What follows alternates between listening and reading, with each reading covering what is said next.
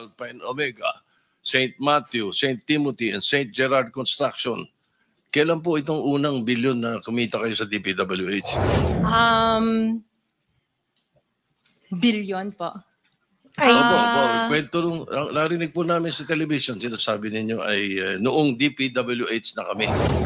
They spliced the video, mentioned the DPWH. So you're saying that the television station and the persons interviewing you edited your answers? I think so, sir, kasi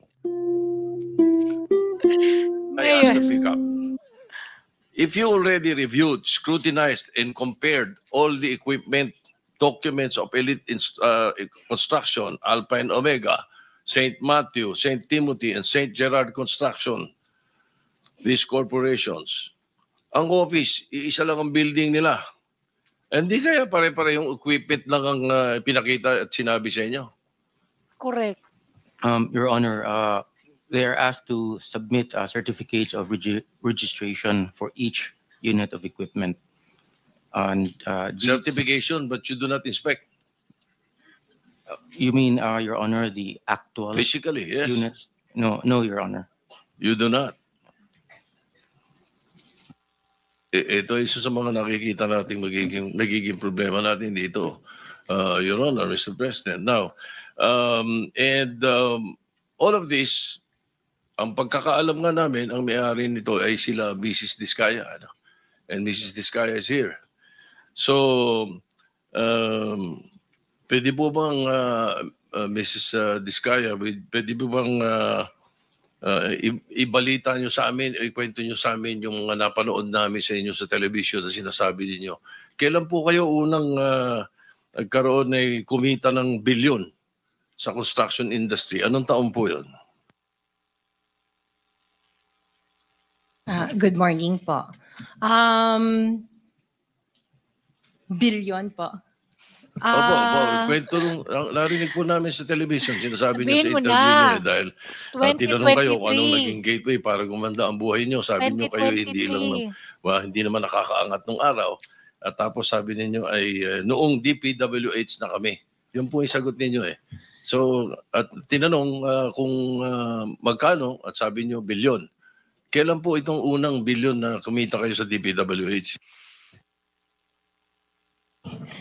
For the knowledge of everyone, so St. Gerard, Alpha and Omega, we have been in the construction business for 23 years. So I would presume that in the 23 years, pwede naman siguro kami po kumita. Yung billion, when I said DPWH, because prior to that, we were in local government. So ang hirap makasingil sa local government. They spliced the video that was taken of me and just mentioned the DPWH. Nagsisinungaling to si Diskaya kasi sabi niya sa interview, nung Undoy nga daw, nung kasagsagan ng Undoy, wala nga daw silang kapera-pera, no, nangutang pa nga daw sila sa 5-6. Tapos sabi niya, pwede naman kaming kumita sa span ng 23 years. May bilyon na kayo noon? Sabi mo nga, nangutang ka sa 5-6 eh.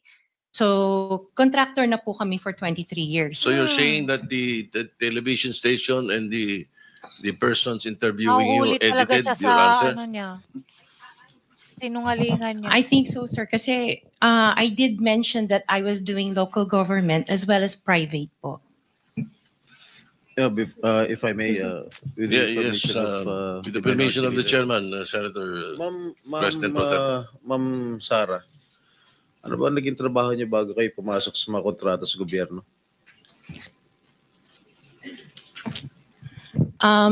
My father was a contractor before. Pero yes po, for LGU po.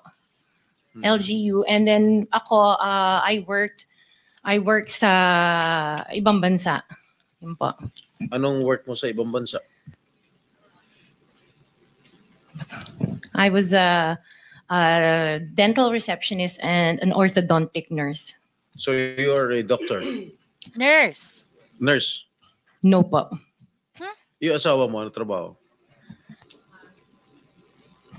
He works sa isang development corporation. And him and his brother were parang private contractor sa subdivision namin. Paano kayo, how were you enticed to join the mga kontrata sa DPWH? Who influenced you? Wala naman po. Nakita namin on PhilJeps na may mga projects na pwede palang mag-join. So we joined the bidding na we know that we were qualified for. All right, Mr. Chair, I would like to reserve all my questions if my turn comes already. Thank you, Mr. Chairman, to continue. Senator, Mr. Chairman. Mr. Chairman, Okay, with the permission of Senator Minority Leader. Soto, the Minority Leader. Ma'am, very clear man yun sa video na sinabi mo.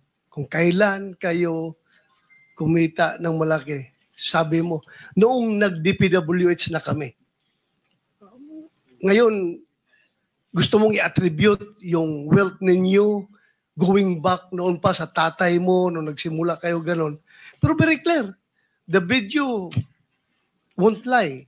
Sinabi mo, noong nag-DPWH na kami. Yes po. So, kailan ba kayo nag-DPWH? Parang sometime in 2012, nag-start kami with DPWH.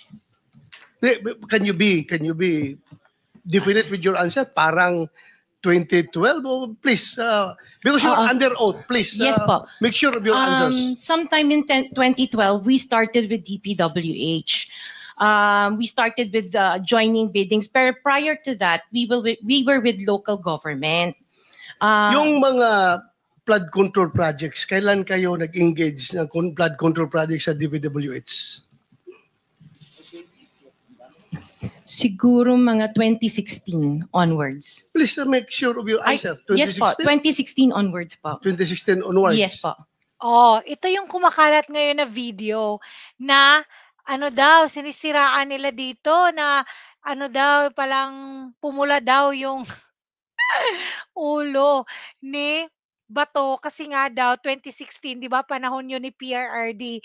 Pero guys, hindi 'yon kasi kung titingnan nyo 2022 hanggang 2023 hanggang 2025 sila nakakulimbat ng milyon-milyon tapos yung mga milyones nila na mga cars is 2022 guys. Hello. Kaya nako, wag nyo talaga alam mo yung i-connect ito sa mga Duterte. Sobra talagang daming mga ano diyan, alam mo yung sa panahon ni Duterte guys, takot yung mga buwaya, lahat, no? Mga contractor, mga congressman, takot na magkurakot. Kaya nako, wag na. Ano pa talaga nila, sinisiraan pa talaga nila, i-connect talaga nila sa Duterte yung mga flood control. Kahit anong connect nyo, hindi nyo yan mako-connect. Kaya guys, anong masasabi nyo dito? Don't forget to like and share this video. Have a great day.